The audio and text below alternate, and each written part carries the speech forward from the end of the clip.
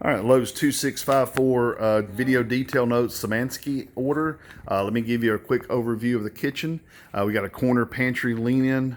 We got a diagonal corner pantry lean-in. Then we have an alcove for the refrigerator.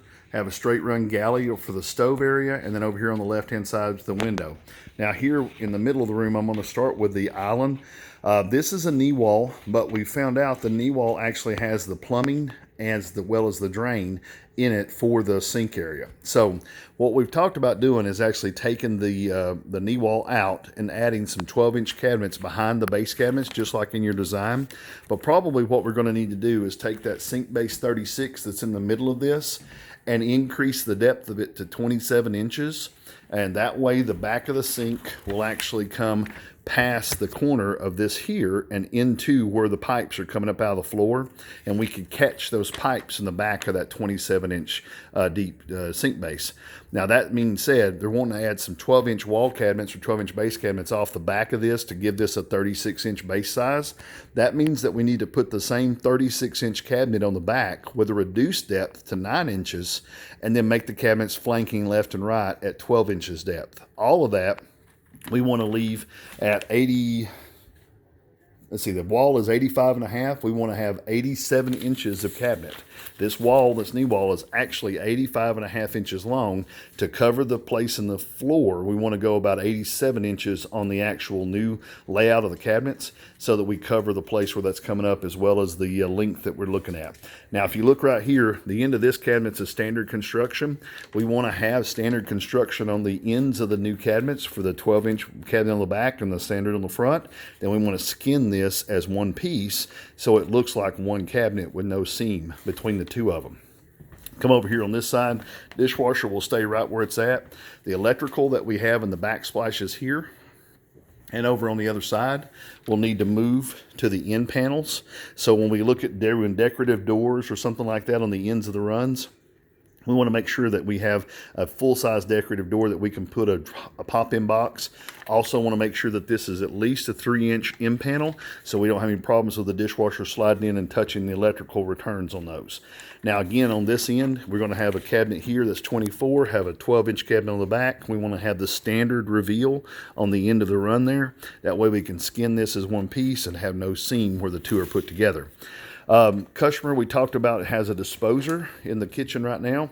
There's a switch on the wall for that. Back over in the disposers, they sell an actual kit that adds a button here on top of the countertop that is a puffer switch that actually turns on a switch underneath where you don't need that switch there. It can actually be just a hole in the granite countertop. That way you can have the single bowl sink with a drain in there and then have that single bowl switch on the top without having to have a switch down low that a child can reach. One other note too, the customer did want to go from a single bowl from a double. So if that's the case, the plumbing underneath the drain is about 3 inches to the right of center. So some of the Kohler brand undermount bowls, the single bowls, they actually have the drain on the far left or the far right of those bowls. That would actually be beneficial for this customer from where their plumbing comes into the back of the cabinet. Again, we're talking about an increased depth 27-inch deep cabinet to accommodate that. Now, any plumbing that needs to be done, which is new valves, anything like that, we want new construction stub outs. And then underneath, when they get done, they want to put new construction quarter turn valves. The customer does have 1/2-inch copper pipes underneath the sink and has 1.5-inch PVC that's coming up through the floor. So all that will be something that a third-party plumber or someone outside of Lowe's will have to handle. Now let's turn around over here to the stove side. On the stove wall, the measurements I've given you from the corner of the room over to the side of the window is 107 inches. But if you take a look, 107 inches is right up to the edge of the sheetrock. This is a no-return window. It does not have any moldings. So if you look down here at the bottom, that's about a 1-inch piece there for the end of the bottom of it. So we need to make sure that we stay back to probably 101 or 104. And the reason I say this too, it's 100.5 inches to the side of this receptacle, this switch on the wall. They do not want that in the middle of their tile work. So somewhere just past that, somewhere like I say around 104 or so, you'd be just fine as far as the length without any problems with that switch happening. The actual center line of the range is different than what you have in your design. The actual cabinets that are here now are 30 inches wide. Double check. Yes, they're 30 inches wide on the base. So 30 plus 15 would be 45 inches. From the right hand side would be the 220 plug outlet center line. Same thing up here, 45 inches from the right. Now in your layout, if you're going to extend the left hand cabinets and you're going to want to keep this symmetrical top and bottom, you're going to be moving the stove to the left and moving the microwave to the left.